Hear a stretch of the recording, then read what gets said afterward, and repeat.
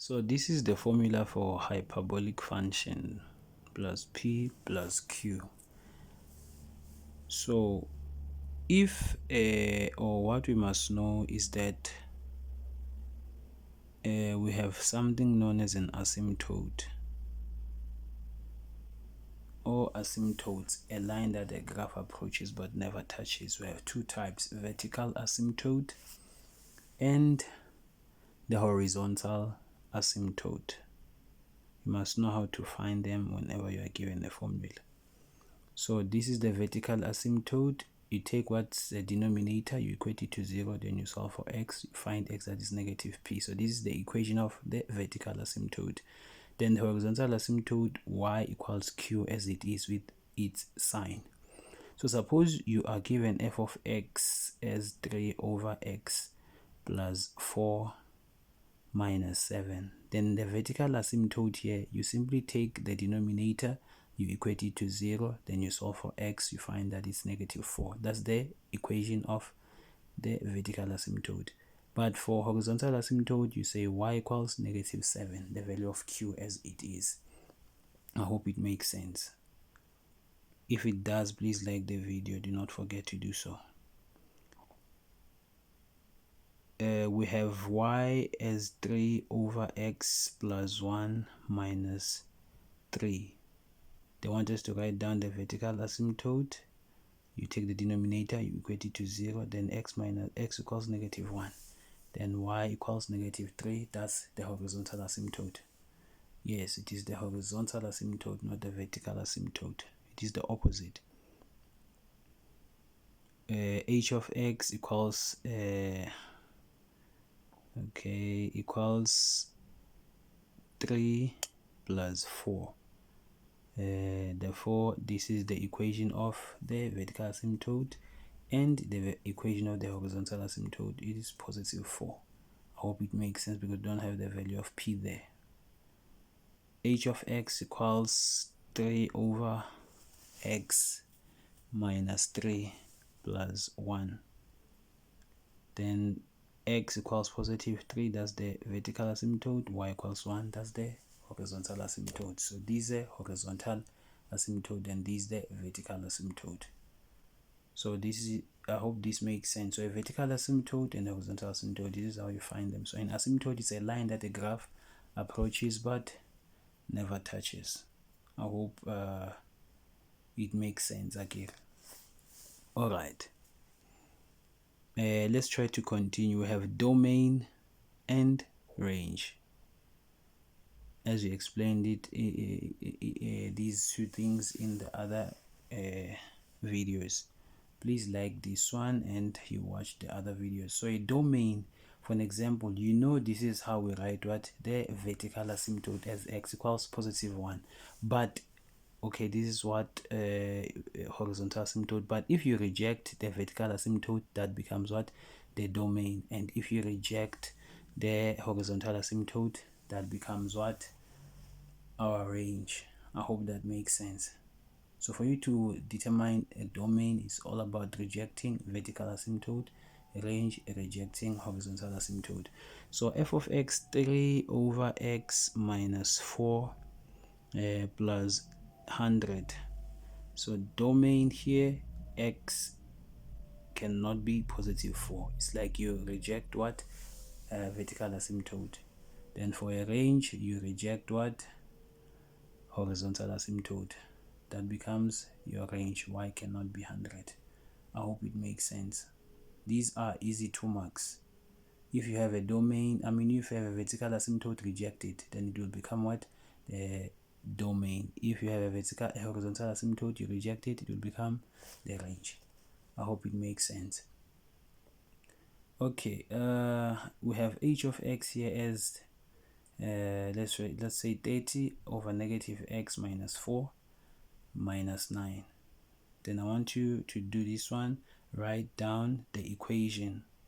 Sometimes in an exam they'll say write down the equation of an asymptote. So in equation it must actually show the presence of an equal sign, or they can be specific about the asymptote, but here we want you to write both. They can say vertical asymptote or horizontal asymptote or both of them. So you must know how to differentiate the two as I was doing. So write down the range and domain. You know, it's all about rejecting the vertical asymptote to become the domain, horizontal asymptote to become the range. I hope that makes sense. So that's very, very important, guys. Please leave your answer in the comment section. I'll only give you this one as the question that you must do on your own. Then please leave your answer in the comment section. Okay. Let's move. Let's continue. I hope this makes sense. If it does, please like the video, okay? Let's try to do this one. F of x equal to 3 over x plus 2 minus 1. They want us to sketch this graph. So the first thing that you must do, determine what the equation of the asymptotes. So the vertical asymptote, you equate that denominator to 0 is all for x. That's the equation of the vertical asymptote. Then the equation of the horizontal asymptote is just y equals -1. Then the y-intercept, you know, you let x to be 0. Where there's 0, where there's x to substitute 0, then you can use your calculator. Do not make yourself a stare and use a calculator. So f of 0 becomes 1 over 2. I just use my calculator. Then this is just the y value, but you must write in the coordinate form. 0 is to half.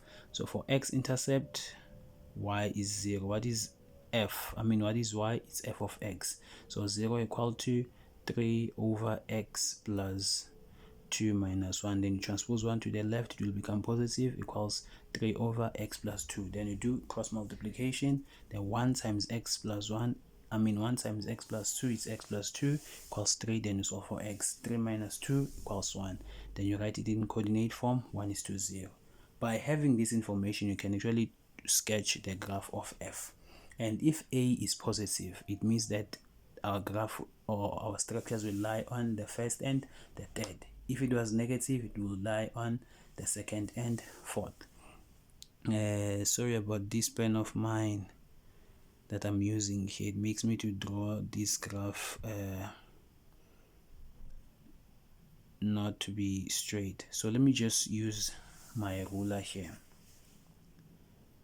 Okay, let's just try to make it vertically. Okay, just want to draw the y-axis of the Cartesian plane. That's it. Thank you. Now you must label your Cartesian plane. We have x here, and what we're having here, we have y. Then let's actually check all the x values. The first one, we have what? We have -2, we have 0, we have +1. So we can say we're having -3, then we'll assume where -2 and 1 are. All right, so why we have -1, we have half, therefore we can say we're having 2, then we'll assume where these other numbers are. But the first thing that you must do, start by showing us the asymptote, the vertical and the horizontal. So as you can see that the horizontal asymptote here is -1, and it's down here. Remember, it must not touch the graph or the Cartesian plane. Remember, it's a line that the graph approaches but never touches. Therefore, y equal to -1. Then the horizontal asymptote, the vertical asymptote, you see why we're saying x is vertical, because when you draw it, it is drawn vertically. Let me try to adjust these lines of mine, or these dashed lines. I'm not good in drawing. Let me just use my ruler. Okay, so let me draw the asymptote here. Remember, a line that the graph approaches but never touches.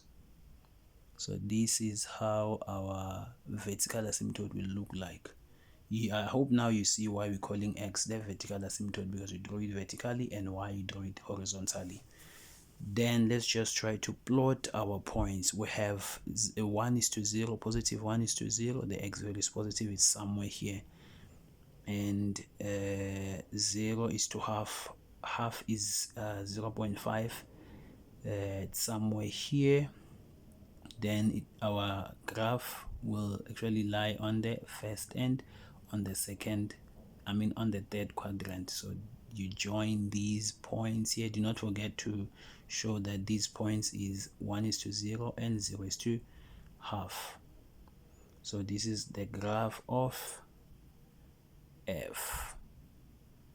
This is the graph of f. You are done. This is how you sketching these hyperbolic functions. Then if you were asked maybe to determine the domain and range, the domain you actually reject the vertical asymptote, the range you reject the horizontal asymptote. I hope it makes sense. Very, very important.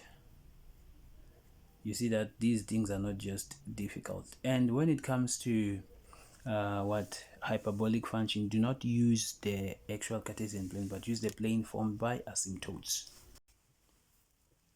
So this is very important, guys. Make sure that if you didn't understand what I was doing, you try to rewind the video.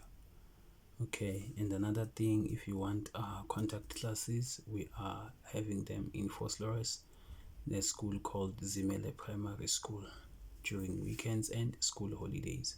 So you can go to our channel here, you will see our numbers, then you can actually call us for more information. So we have axis of symmetry, as we're talking about it when we're doing parabola, but here we have two types, an axis of symmetry with a positive gradient. They can actually ask you that in an exam, asking you to write down the equation of symmetry with a positive gradient, or axis of symmetry with a negative gradient. So it's very important for you to know how to write it or what to do first. Okay. So this is the equation of symmetry with a positive gradient, and this is the equation of symmetry with a negative gradient. So this is simply the equation of a linear function. So axisymmetry of a hyperbola is simply the linear function. So what you need here, you will need to write the asymptote in a coordinate form. This is very important. Then let's substitute that coordinate in the axisymmetry with a negative gradient.